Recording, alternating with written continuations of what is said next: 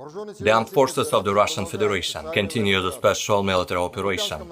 Missile attacks launched at the concentration areas of the 92nd and the 14th Brigades of the Armed Forces of Ukraine, deployed near Sinkovka and Petropavlovka in Kharkov region at Kupiansk direction, have resulted in the elimination of over 100 Ukrainian servicemen and 12 units of military equipment.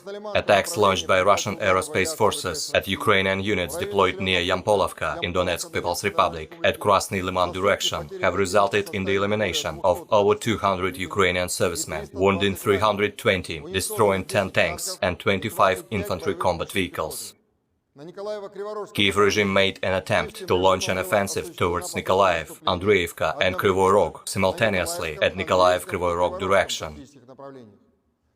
The most intense offensive action of up to 6 Ukrainian battalions, including 2 armored ones, had been conducted towards Davidov-Brod.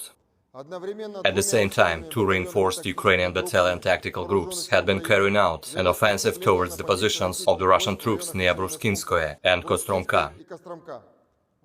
The stubborn defense and massive fire attacks launched by Russian troops have resulted in frustrating enemy's offensive at the above-mentioned area. 31 tanks, 78 units of special equipment and over 240 Ukrainian servicemen have been eliminated.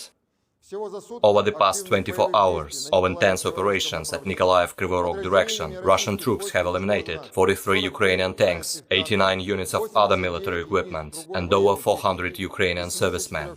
In total, 310 airplanes and 155 helicopters, 2,134 unmanned aerial vehicles, 378 air defense missile systems, 5,281 tanks and other armored combat vehicles, 858 combat vehicles equipped with MRLS, 3,443 field artillery cannons and motors, as well as 6,126 units of special military vehicles have been destroyed during the special military operation.